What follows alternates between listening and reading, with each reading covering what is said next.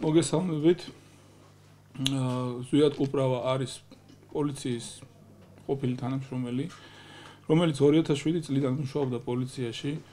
მას უმუშავია ჩემი ხელმძღვანელობით და სრული პასუხისმგებლობით ვაცხადებ, რომ ეს ადამიანი არის კარგი პოლიციელი, კარგი სამართალდამცავი და ამ ადამიანს არაერთი კარგი საქმე აქვს გაკეთებული კონკრეტული მოქალაქეებისთვის. არაერთი საქმე აქვს გამოძიებული და არაერთი სისხლის სამართლის საქმე აქვს მიყვანილი ბოლომდე, ანუ დაზარალებული სუფლები მაქსიმალურად დაუწია არაერთ შემთხვევაში. სწორედ აქედან გამომდინარე, ჩემთვის გასაკვირი იყო, როდესაც ეს ადამიანი მოვიდა ჩვენთან დღეს თავისუფლების მხარდაჭერის ცენტრში და განაცხადა, რომ მას შეექმნა პრობლემები და იგი გამოუშვეს პოლიციიდან. მან ასევე მოყვა მისი პრობლემის შესახებ, თუ საიდან დაიწყო მისი პრობლემები ხელმძღვანელობასთან და ეს კონკრეტული საკითხი არის აბსურდული და არაფრით არ შეიძლება ადამიანი იმის გამო, რომ მისი უფლება მოვალეობები განახორციელა პირნათლად, ამის გამო გამოუშვა პოლიციიდან. დანარჩენს თვითონ განაცხადებს აღნიშნულ შესახებ შეტანილი აქვს სასამართლოში საჩივარი და იმ შემთხვევაში თუ შინაგან საქმეთა მინისტრი თვითონ არ დაინტერესდება ამ საკითხით და დიდი სურვილი მაქვს, რომ დაინტერესდეს და გაერკვეს თუ რატო იქნა უბნის ინსპექტორი მოხსნილი თანამდებობიდან და მანვე აღადგინოს ამ ადამიანის უფლებები, თუ ესე არ მოხდა, ამ შემთხვევაში დარწმუნებული ვარ სასამართლო გაითვალისწინებს იმ მტკიცებულებებს, ამ მტკიცებულებებს ამ ადამიანს აქვს თავის განთავისუფლებასთან დაკავშირებით.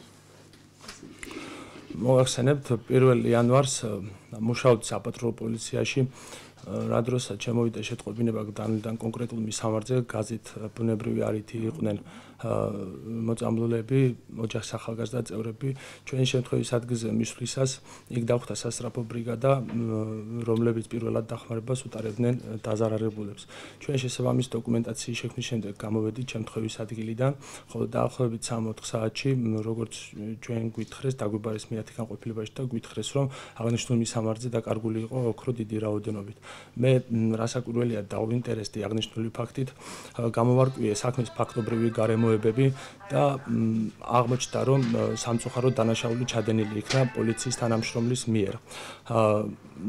ვინაიდან პოლიციაში მიღებული არის მანკიერი პრაქტიკა, თითქოს და პოლიციელის მიერ ჩადენილი დანაშაული არ არის სასურველი გახმაურდეს და ვინაიდან აღნიშნული ფაქტობრივი გარემოებების მომპოვებელი მე ვიყავი და საქმის გამხსნელი, მე მომთხოვეს დამეწერა პატაკი და წავსულიყავი მსახურიდან. მე რაზედაც რა თქმა უნდა უარი განვაცხადე, ამის შემდეგ 1000 შეთეთხმილი ბრანდლებით მე გამანთავისუფლეს სამსახურიდან. მე მინდა თხოვნით მიმართო შინაგან საქმეთა მინისტრს, რომელმაც განაცხადა, რომ ის იქნებოდა ყოველი თანამშრომლის მეგობარი. მე იმედი მაქვს, რომ ის იქნება ჩემი მეგობარიც, დაინტერესდება აღნიშნული საქმით და შესაბამის სამართლებრივ ჩარჩოებში მიიღებს განიხილავს და მიიღებს გადაწყვეტილებას. რა ბრალდებები წაგიყენეს შემდეგ, რომ არ დაწერეთ წამიყენით თითქოს მე მეძინა მანქანაში, ამავდროულად მე არ დაუწერე ჯარიმები დამხვერმწყალს და მსგავსი შეთეთრება. უფლებამოსილებას არ იყენებით თუ გადაამეტეთ? არა, გადამეტება არ ყოფილა ჩემ შემთხვევაში. მტკიცებულება იყო ანუ ესეთი, რომ მას ანახეს, რომ სადაც ეს ადამიანი ფეხით მოძრაობდა, ავტომობილი იყო გაჩერებული და ამ ადამიანმა მიუთითა ამ ავტომობილს, რომ იყო არასწორად გაჩერებული და გადაეყენებინა მანქანა. მას განუცხადეს, რომ მას ამის უფლება არ ჰქონდა და აუცილებლად უნდა გამოეწერა ოქმი, მაგრამ დღევანდელი კანონმდებლობით პატრულის ინსპექტორს აქვს უფლება თავისი შეხედულების აღება ან გააფრთხილოს წყოლი და სთხოვოს მას, რომ ეს წესრიგი დაიცვას და გადააყენოს ეს თქვა მანქანა იმ ადგილას, სადაც კანონით შესაძლებელია. არის მეორე ვარიანტი, როდესაც შეუძლია გამოიყენოს დაჯარიმება. კონკრეტულ შემთხვევაში, როგორც თვითონ აცხადებს, გამოიყენა და როგორც მას ანახეს რეალურად გამოიყენა შენიშვნა, სიტყვიერი შენიშვნა, რაც ადმინისტრაციულ სამართალში არსებობს ესეთი და ეს იყო აბსოლუტურად არალოგიკური. მე უბრალოდ მის ხელმძღვანელობას მინდა ვთხოვო, კიდევ ერთხელ დაუბრუნდნენ ამ საკითხს, რეალურად გაერკვნენ, რაში იყო საქმე და უბრალოდ ის, რომ პატრულის დანაშაულის შესახებ კრიმინალურ პოლიციაში ისაუბრა პოლიციელმა, ეს არ უნდა იყოს იმის საფუძველი, რომ ეს ადამიანი გაანთავისუფლოს სამსახურიდან. ჩემ უფლებებს დაიცავს ბატონი გრიგოლ გუნიკაძე. სამართალდამცავთა ლიგამ შეისწავლა მისი სამსახურიდან განთავისუფლების ყველა საფუძველი მოპოვებული ხნა სხვადასხვა მტკიცებულები მის დამადასტურებელი რომ იგი კეთილს ინიციირებს იმასთან ასრულებს თავის სამსახურებელ მოვალეობას ამავდროულად არ დაფარა დანაშაული და გამოავლინა ყოველი აღნიშნულიდან გამომდინარე მომზადებული ხნა საჩელია შეტანის სასამართლოში და მე რა ვარ დარწმუნებული ამ ყველაფერთან დაკავშირებით თავად შინაგან საქმეთა მინისტრის გამოხატავს ინტერესს და გაერგვა პირადად ამ პიროვნების საქმეში. განაჩენ შემთხვევაში სასამართლო ყველა შემთხვევაში დარწმუნებული ვართ რომ მიიღებს კანონიერ გადაწყვეტილებას და მას კანონიერ აღადგენს თავის თანამდებობას. როგორ ფიქრობთ, მოტივი რა შეიძლება გამხდარიყო თქვენთვის თუ აბსოლუტურად აგიხსენით. არა, აგიხსენით. ანუ პატრულის ეს იყო თვითონ პატრულის თანამშრომელი, მისმა მეწყვილემ ჩაიდინა დანაშაული, აგიხსნით ახლა ჩაიდინა დანაშაული, რის შესახებაც, როდესაც იკითხებოდნენ ეს ადამიანები, ამ ადამიანებმა გამოცხადა კრიმინალურ პოლიციას. არის ორი დანაყოფი, არის კრიმინალური პოლიცია, არის საპატრულო პოლიცია. ამის შემდეგ მას უთხრეს რომ ეს განაცხადებინა საპატრულო პოლიციაში, ისე მოაგვარებდნენ ამ საკითხს, რომ არ წვადი დაიწებოდა და არ ჩამფული. ვინაიდან ეს გაიგო კრიმინალურმა პოლიციამ მას მიეცა შესაბამისი მსვლელობა და ეს ყველაფერი მოხდა ამ ადამიანის მიერ, დახმარებით. სწორედ ეს იყო განაწყენების საფუძველი, მაგრამ პირდაპირ მინდა ვთქვა, რომ ეს არის არასწორი, ეს არის სრული აბსურდი. არ არის ეს მართლა არის ესეთი პრაქტიკა, რომ აი პოლიციელის მიერ ჩადენილი თუნდაც შენი დანაყოფის თანამშრომლის მიერ ჩადენილი დანაშაულის გამომზეურება რაღაცნაირად აღიქმება აი შემაშფოთებელ ამბად. არ არის ეგრე რა. როდესაც მუშაობს შენ დანაყოფში 500-600 ადამიანი, იქ შეიძლება ვიღაცამ ჩაიდნოს დანაშაული და ამის გამო არ უნდა მოგთხოვონ პასუხი თქვა თავარი სამართლოს უფროს.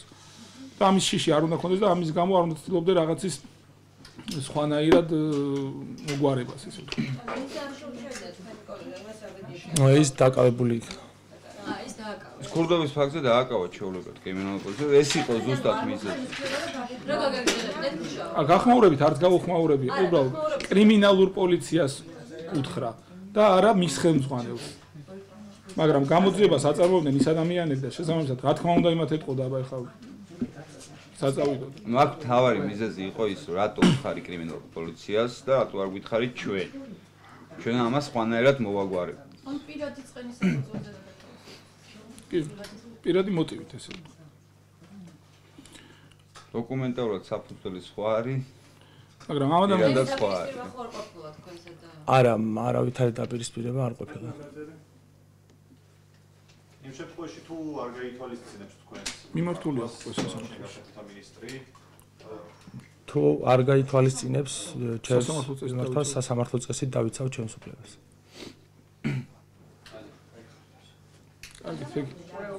კი. საჩივარი არის? 19 მარტს.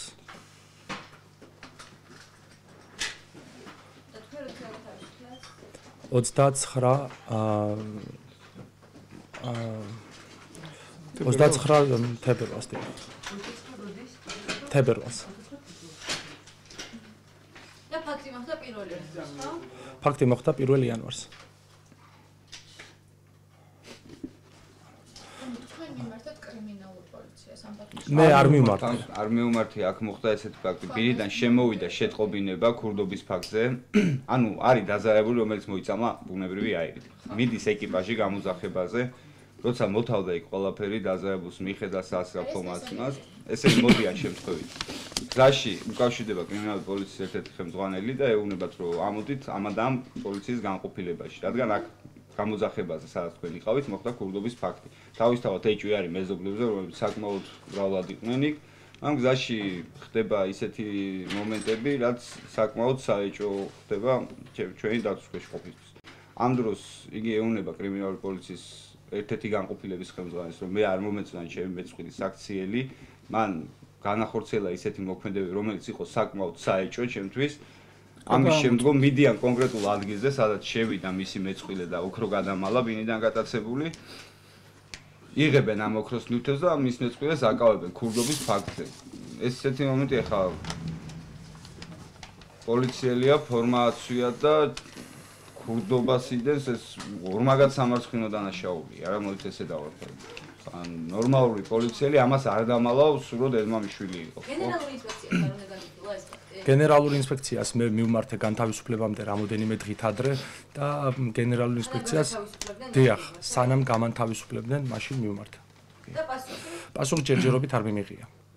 მითხრეს რომ აქვს დაწყებული მოკვლევა. ანუ შიდა მონიტორინგის საპატრულოს მონიტორინგის სამსახურმა ჩაატარა. 29 თებერვალს თუ გაგათავისუფლეს? არა, 29 მარტს გამათავისუფლეს. მაშინ 19 აპრილს მიმართეს სასამართლოს. 29 მარტს გაანთავისუფლეს და 19 აპრილს შეიტანა მე გამიკვირდა. ხო, 19 აპრილს. დღის ვადაში ხო უნდა განიხილოს გენერალური ინსპექცია? მე არ ვიცი რა ვადებში უნდა განიხილოს, თუმცა გენერალური ინსპექციაში მე მითხრეს რომ არის მოკვლევა დაწყებული შენ საქმეზე.